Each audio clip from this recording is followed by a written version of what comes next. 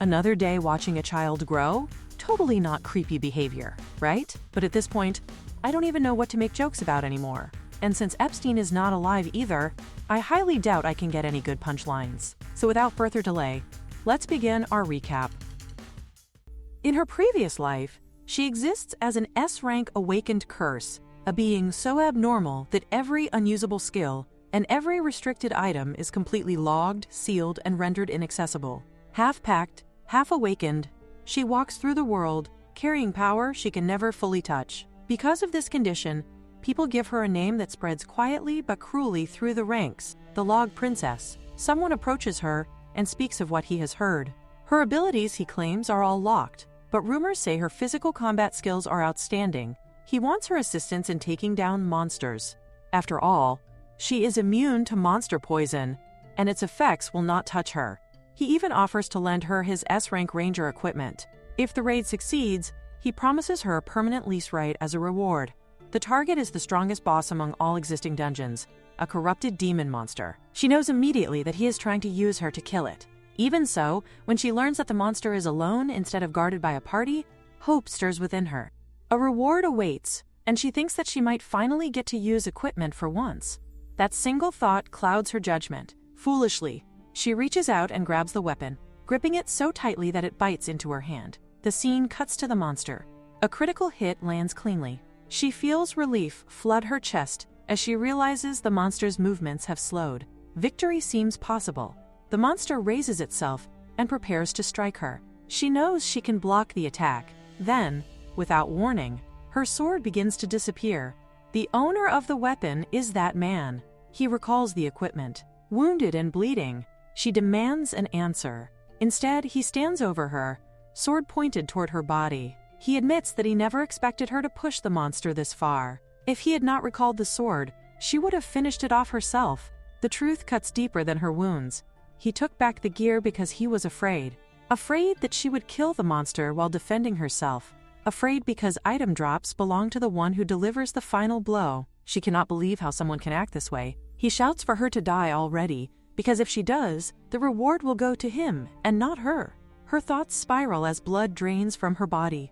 She thinks that even if she had obtained the reward, she would not have been able to use it anyway. Her curse would have sealed it like everything else. The man continues, claiming it does not matter.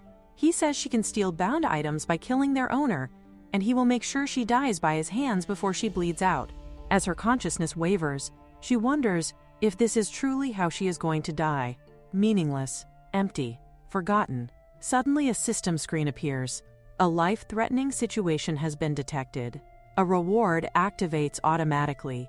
The monster begins to wake up. Panic spreads. Everyone starts running, shouting in confusion, unable to understand what is happening. Even she is confused. She does not understand why the reward is not locked this time. Nothing like this has ever happened before. The scene cuts away. She wakes up, her eyes open, and the first thought that fills her mind is confusion. She wonders where she is. She wonders if she is alive. She wonders what happened to the monster. And finally, she wonders what became of that annoying man. She is confused by the state of her body. Something feels terribly wrong.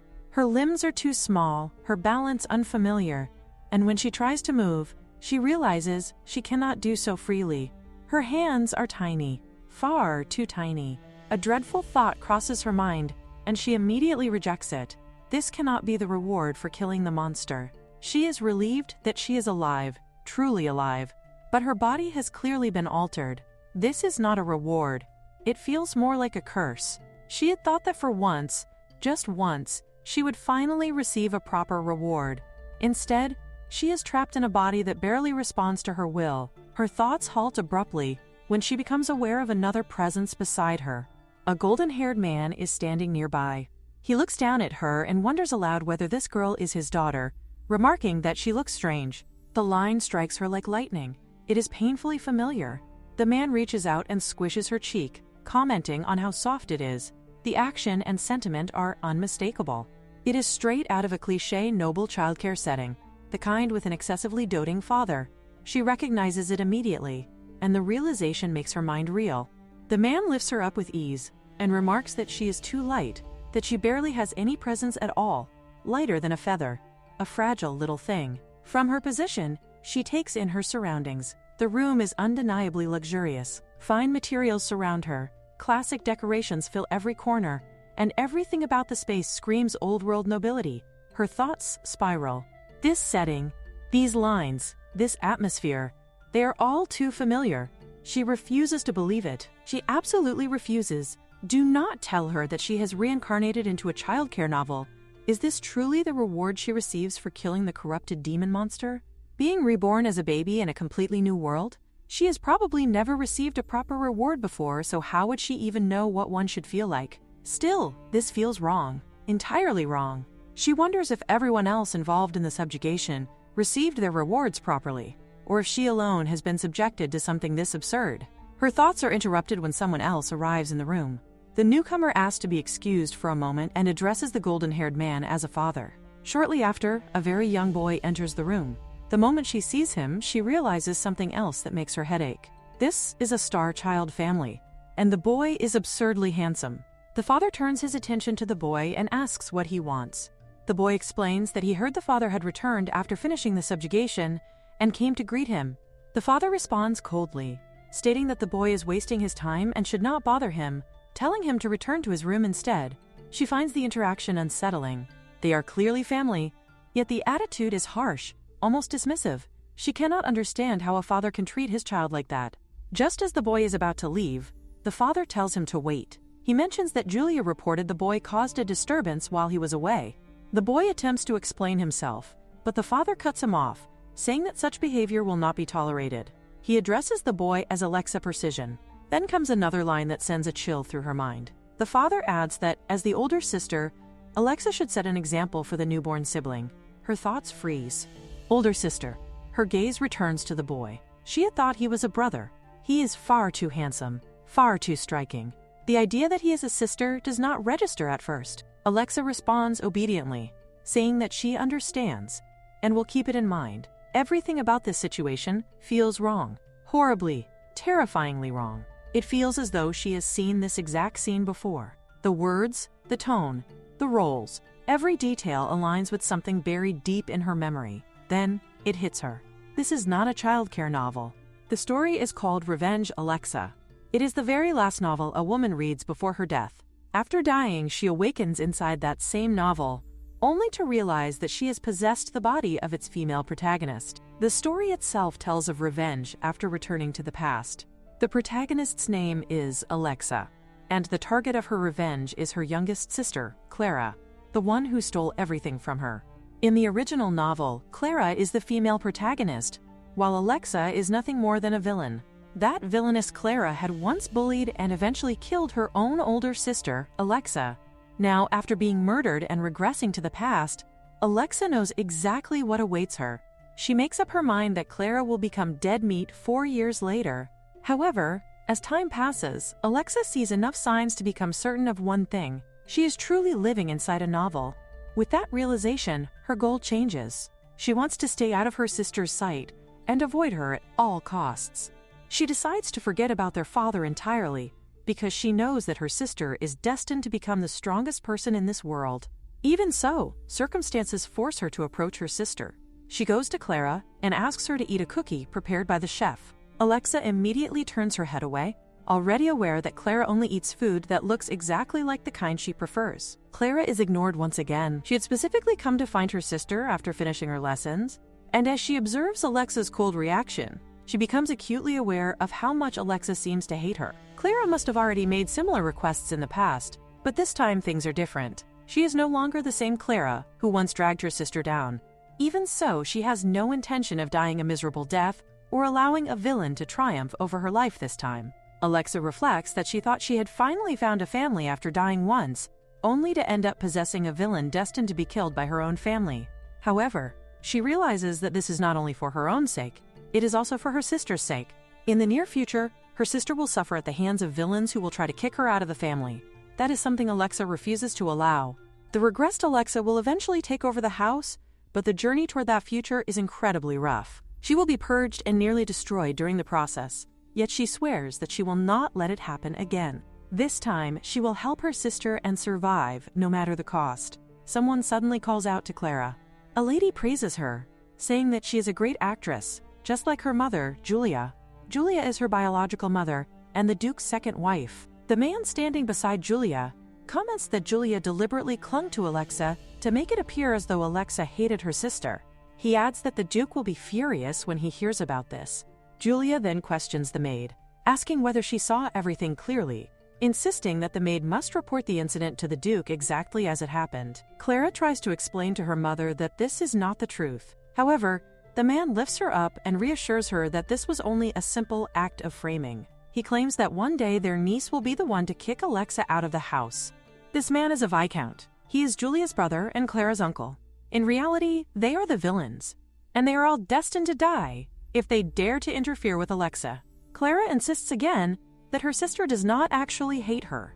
Julia, however, tells her to make sure she says those exact words in front of her father as well. Because of this, he will pity her even more. At that moment, someone arrives and informs Julia that a visitor has come. This person is the Duke's administrator and also his nephew. He informs the Duchess that he has something important to show her and asks whether she can spare a moment of her time. Soon, everyone is gathered together. What he presents is the report card from the exam Clara took the other day. Julia becomes extremely furious upon seeing it. She directs her anger at Clara, criticizing her harshly and questioning whether this can even be called passing school. She demands to know whether Clara understands how much money was paid for her tutor. What Julia does not know is that Clara deliberately wrote incorrect answers in order to make her sister appear more talented. Because of that, Alexa likely received a perfect score, exactly as Clara had expected. Even so, hitting a child this young is clearly excessive and cruel. Julia shouts at Clara, demanding to know where she thinks she is allowed to cry. She insults her further, saying that she is even worse than Alexa, who learns from a commoner teacher. Julia continues to berate Clara, screaming about how much money she has spent just to make Clara look good in front of the Duke, calling her foolish and useless.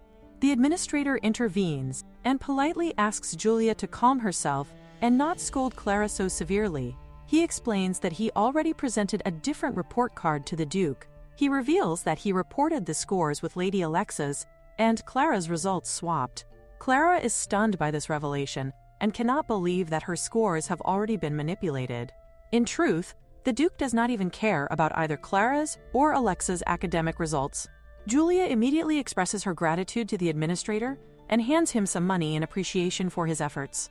The administrator accepts it, but comments that he feels obligated to say something. He remarks that the amount is quite modest and appears insufficient to cover all the expenses required to manage the Duke's estate. This remark infuriates Julia.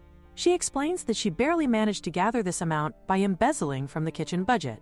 Her brother intervenes, telling her that she should have simply said she borrowed it. The administrator then remarks that he had heard she was so short on funds that she had to take money from the kitchen budget, and he comments that if she had said something earlier, his father would have lent her the money without hesitation. Clara silently observes all of this and notes how foolish they are. The administrator presents himself as kind and helpful, but in reality, he is an even worse villain than Julia.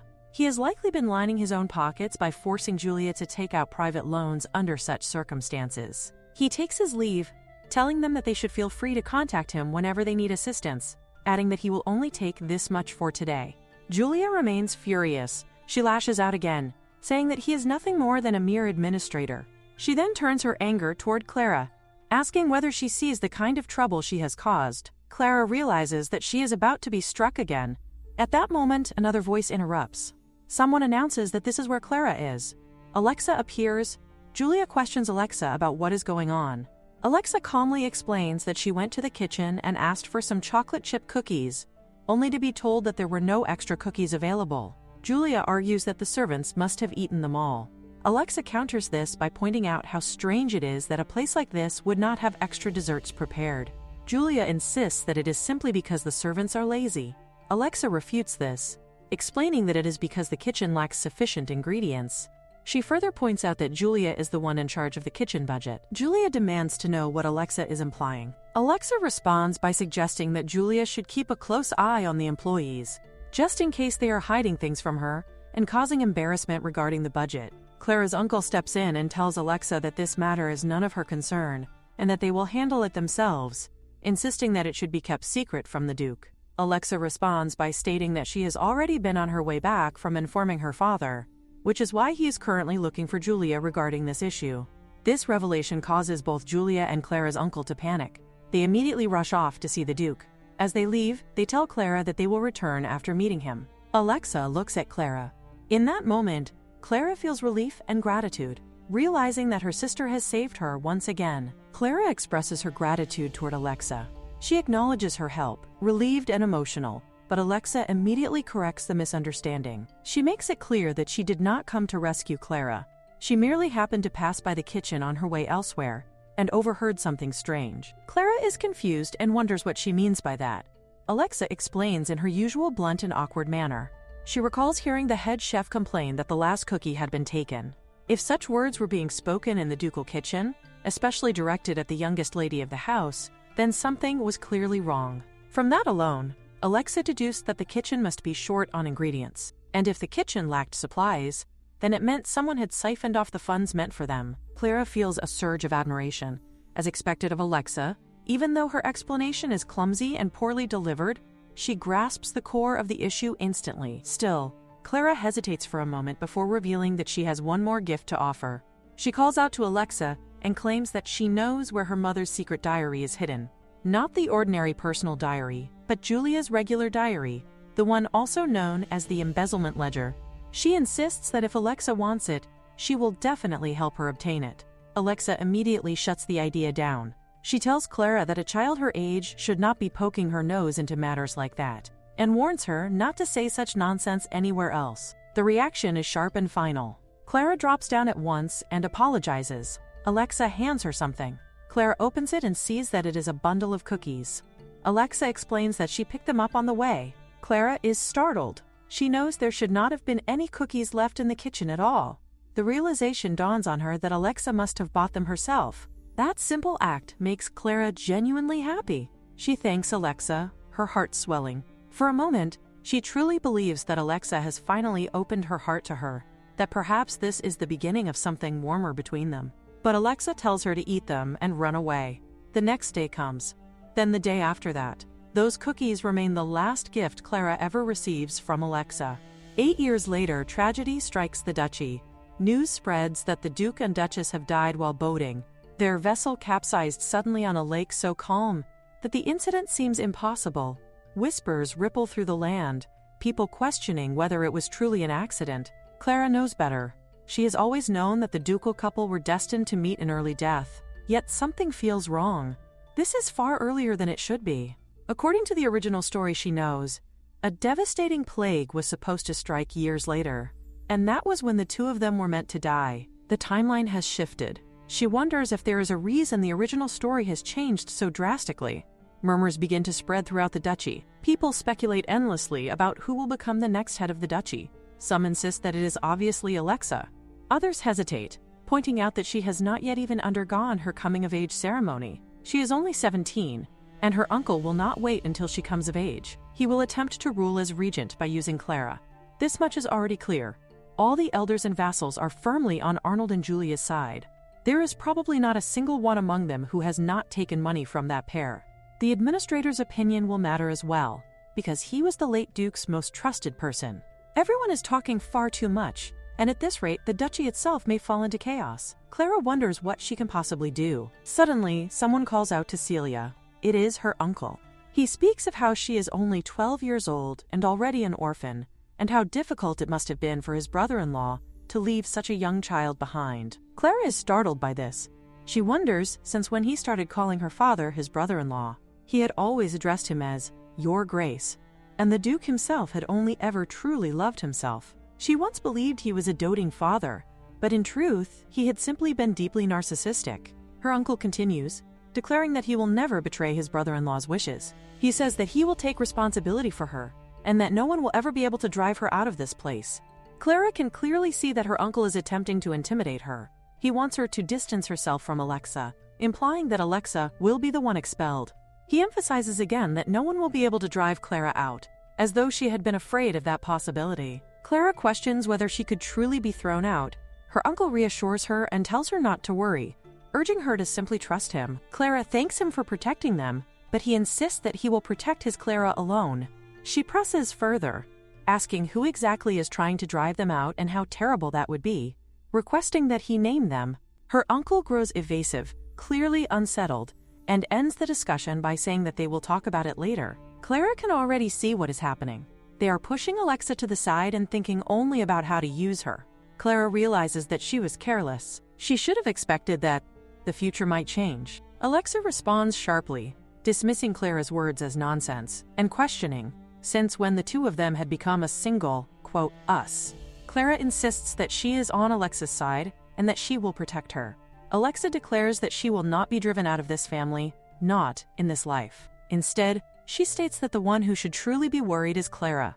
Clara can sense that Alexa is not even bothering to hide the fact that she has regressed.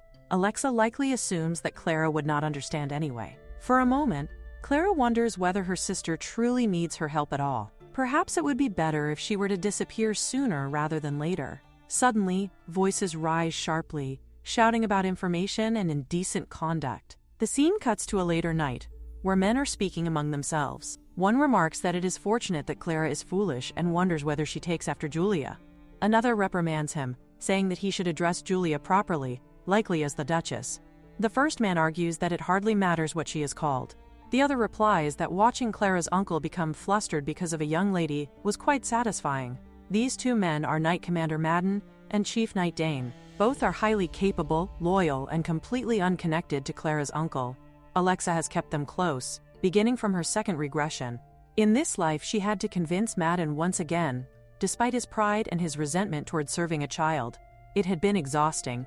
However, after witnessing her quiet yet overwhelming aura, his assessment became firm. This wretched life marks the third time Alexa has regressed, for reasons still unknown. Because of that, she knows she must gather as many allies as possible, and then there is Clara. Alexa wonders what kind of child she truly is. Is she sharp enough to be easily brought to her side? Or is she someone who needs to be knocked down a few times before submitting, just as she was in the previous life? Alexa catches herself drifting again, her thoughts circling around matters she long ago deemed pointless. She reminds herself that she already reached her conclusions years ago. Shaking off the distraction, she asks what the young lady had said.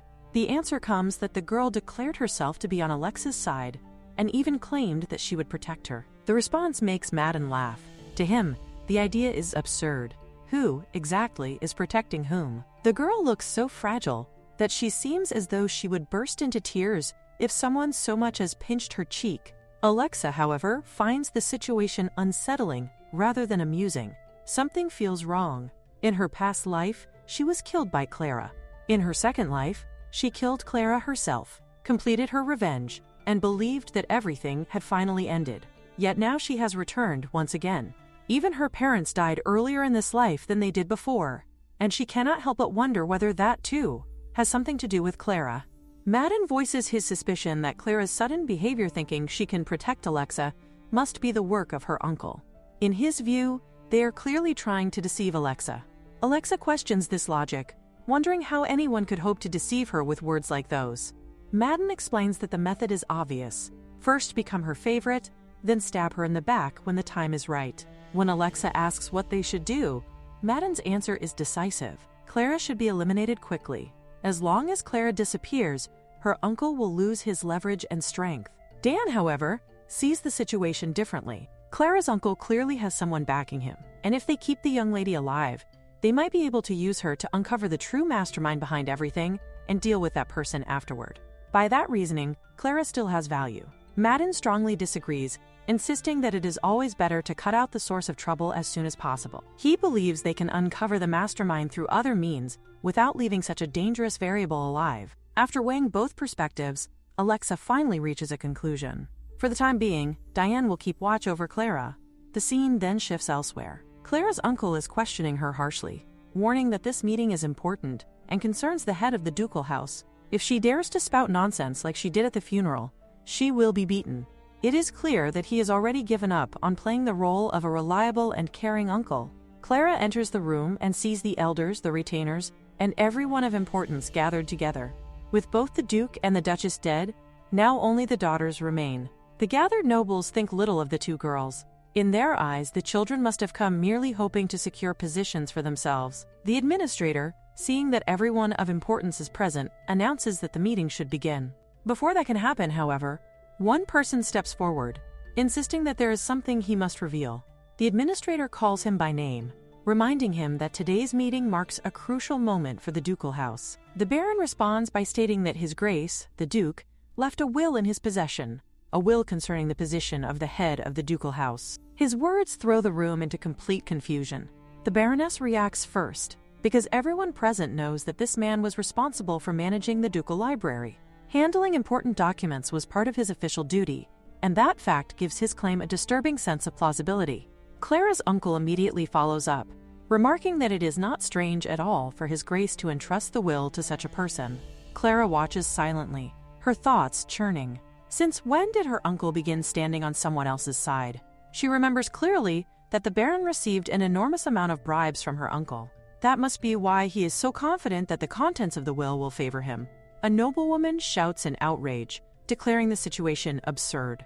With the young ladies of the house present, she demands to know why His Grace would ever leave a will concerning succession matters in the hands of a mere baron. The Baron counters coldly, questioning whether someone who only knows how to swing a sword could possibly understand documents. He insists that calling the will suspicious without verifying it first is reckless. With that, he steps forward and hands the document to the administrator. After examining it closely, the administrator notes that the handwriting, the ink, the paper, and even the family seal all belong unmistakably to His Grace.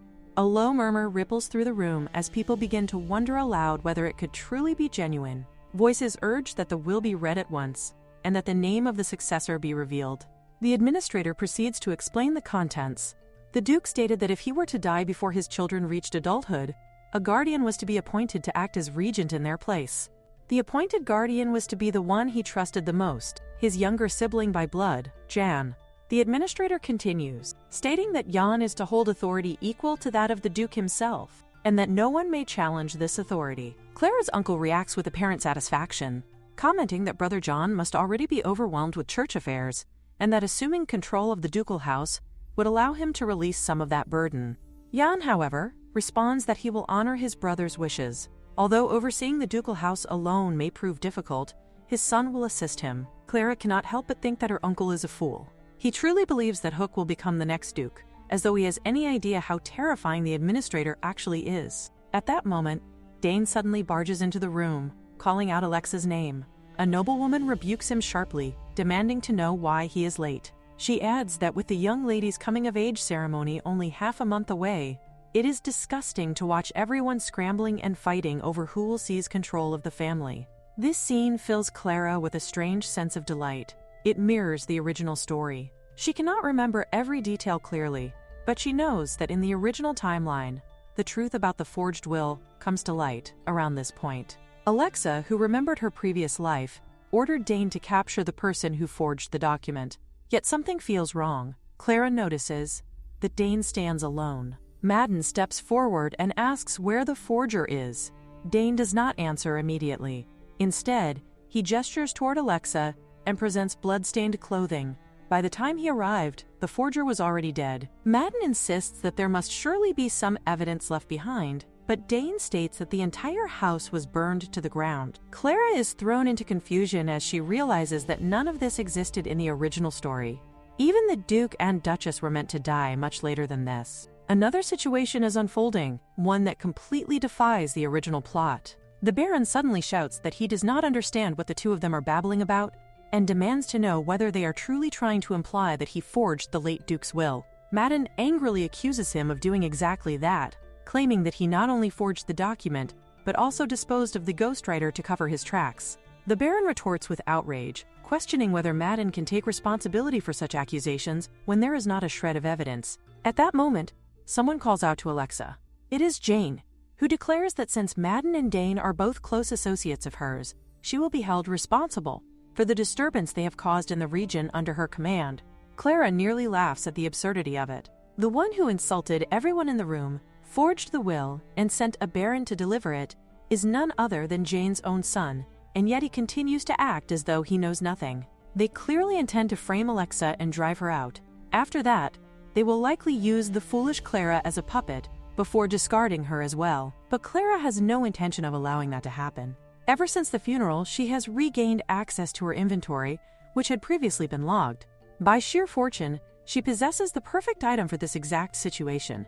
It is a single-use item, but its effect is extraordinary. She activates verification, a powerful ability that provides detailed information. The verification immediately reveals that the document is forged. It is a fake will written by the ghostwriter Bilson. Her biological father had always been meticulous, even when the estate was struggling. He never spared expense when it came to displaying his refined taste, insisting on the use of incredibly expensive royal ink. On the surface, there is no visible difference between that ink and standard ink. However, it possesses a unique hidden feature. The ability to recognize that feature was once considered proof of refined taste, which is why almost no one knows about it. The secret of that ink was mentioned only briefly in the original novel, but the feature was so distinctive that Clara remembers it clearly even now. Feigning boredom, she suddenly drops a candle onto the forged document. Chaos erupts instantly. People shout in alarm over the will, and Alexa rises from her seat as well. Someone hurriedly throws water to extinguish the flames. The uncle shouts harshly at Clara, demanding to know what she thinks she is doing. Clara hurriedly apologizes, insisting that she did not mean to cause trouble. Murmurs spread through the room. People question whether he truly just told her not to hit the child, and whether he normally treats Lady Clara with such hostility. Even if she is merely his niece, she is still the Duke's own flesh and blood. Until now, everyone believed he was acting like a kind uncle from the maternal side. The administrator intervenes, urging everyone not to scold the young lady too harshly. He reassures them that the will is perfectly fine, with only the edges slightly singed. The ink, he says, has merely burst a little. The uncle quickly adds that this is a relief and claims that he was only frustrated, insisting that he usually never gets angry with Clara. The administrator continues, stating that there is no need to worry because the Duke always used high-quality ink that does not smudge easily. The people around nod in agreement, thinking this makes perfect sense. There truly seems to be nothing about the Duke that the administrator does not know. However, Alexa notices something crucial. The ink is smudged. This is not the will her father wrote. When the administrator attempts to retrieve the document at once, Alexa stops him. Jane begins to shout in outrage, threatening dire punishment and invoking his authority as regent. He demands that the offender be expelled immediately. Alexa calmly states that her uncle has no such authority. She adds that she supposes he would not know this detail since he was never close with her father. The ink her father used does not smudge when exposed to water. Instead, the letters turn a brilliant golden color. Jane scoffs, openly mocking the idea that such an ink could exist. Alexa explains that it is called Phonics X, an ink secretly reserved within the imperial family. Even her father barely managed to obtain it, so she can understand why an administrator who is not even a noble would be ignorant of its existence. The administrator argues that if such an ink truly existed, there is no way he would not know, given that he handled the Duke's affairs. Alexa scoffs in response. Her father employed him strictly as an administrator. He did not share his personal life with him as a friend. She pointedly questions whether he truly understands the difference. Clara observes that Alexa's words serve as a warning. She is making it clear that the administrator is nothing more than an employee. Alexa then proposes a simple test.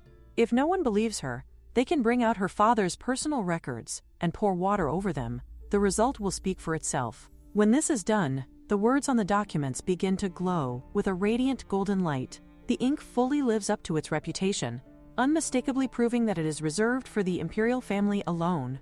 The truth settles heavily over the room as the reality of the forgery becomes undeniable. With the evidence now clear, Alexa orders the Baron to be locked up immediately. The Baron cries out in desperation, proclaiming his innocence and begging to be heard.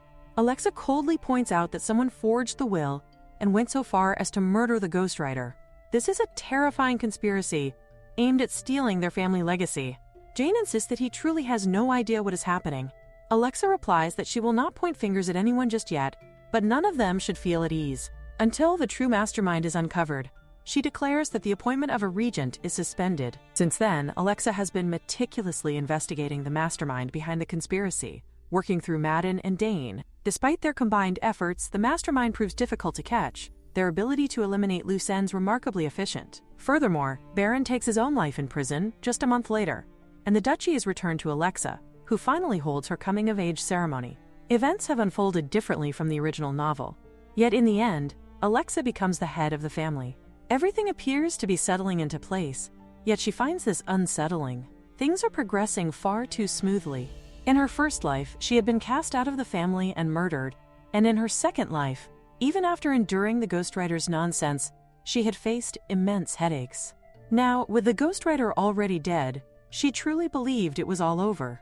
Her thoughts drift to the past. If Clara had not knocked over that candle, she might never have remembered the specific ink her father used.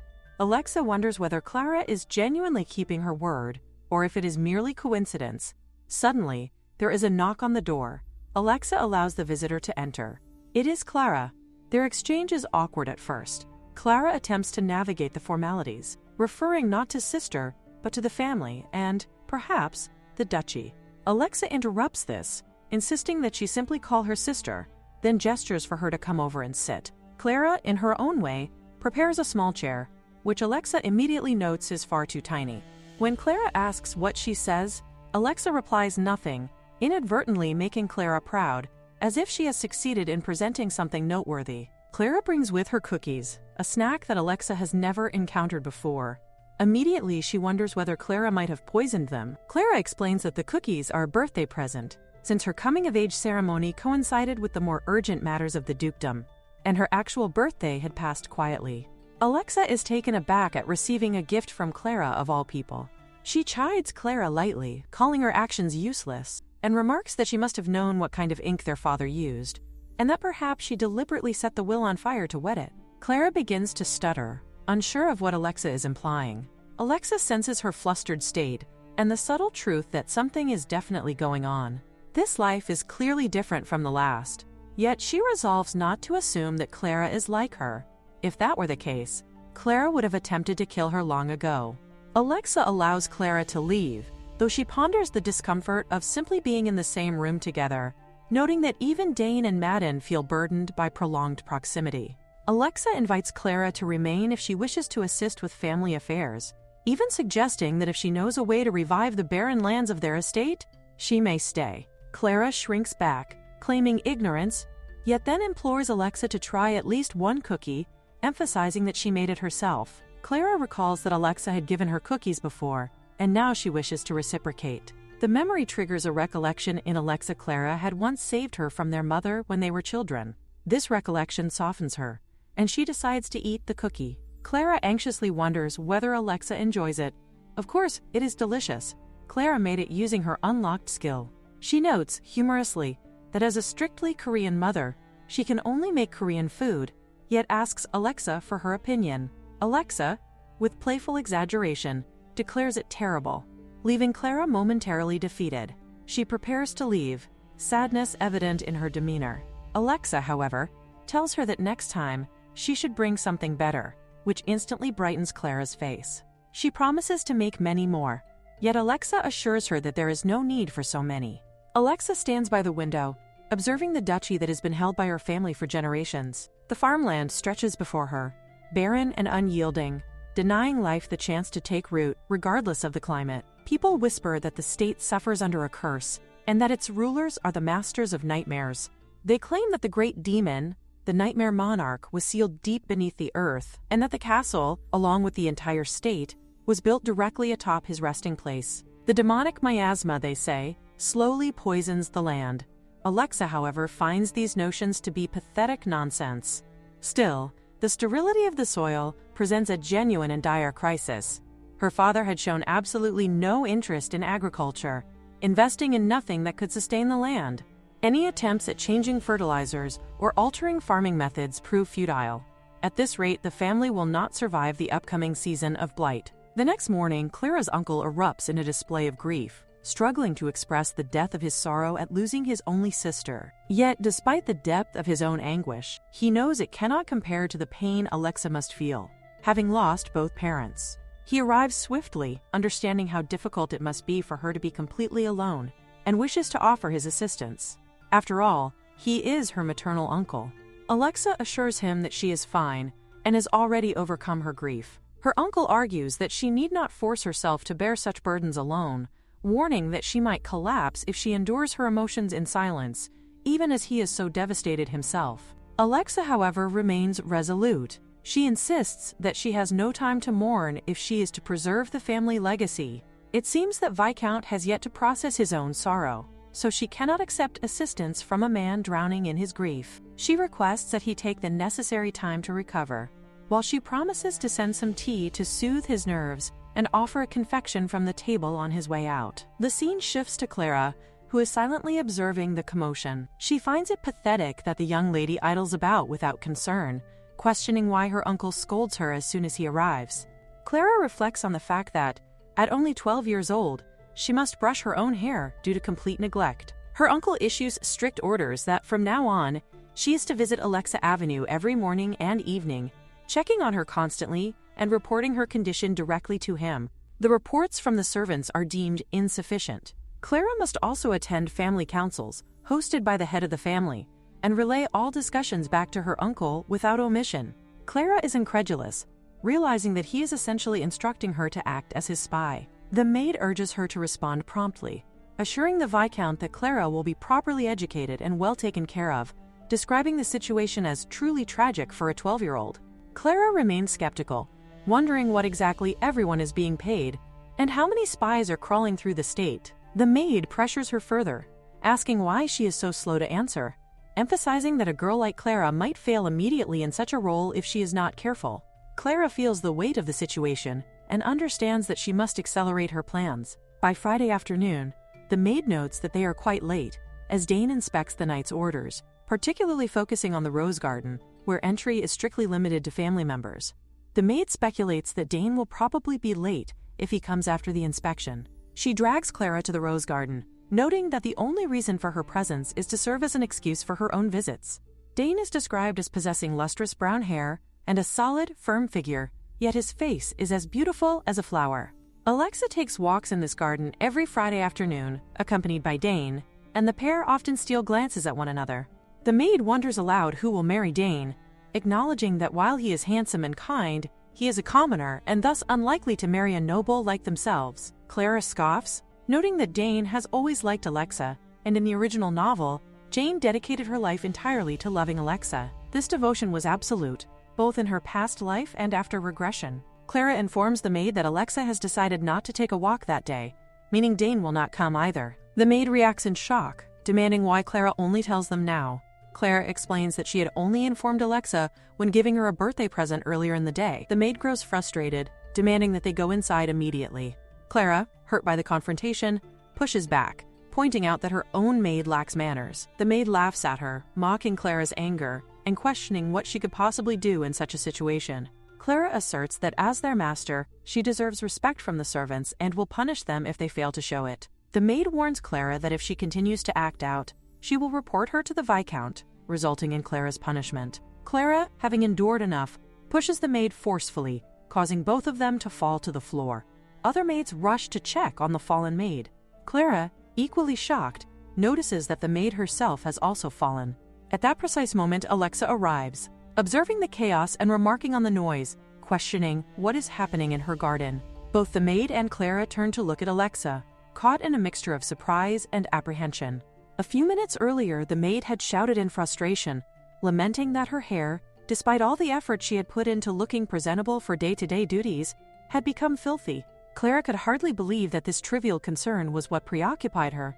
The maid, determined, declared that she would tell everything to her sister about what had occurred. Confused, the maid pressed on, questioning what exactly Clara intended to reveal and remarking that, without proof, who would believe her? Clara calmly responded, asserting that there was indeed proof. At that precise moment, Alexa arrived. The maid froze in disbelief. Clara had assured her that Alexa would not be coming today, a lie that had lulled them into letting their guard down. Madden arrived shortly afterward, asking Alexa why she was present, then sharply scolded the maids for failing to show proper respect. The maids hurriedly went to greet Alexa. She surveyed them carefully, then fixed her gaze on Clara, silently questioning what had transpired. Clara knew that if Alexa discovered that they had been ordered by the Viscount to harass her, they would be in grave danger. In desperation, Clara went down on her knees, pleading for Alexa's mercy, urging her to endure this day. yet it was clear the maids could no longer bear it. Alexa turned to Clara, asking exactly what they were supposed to endure.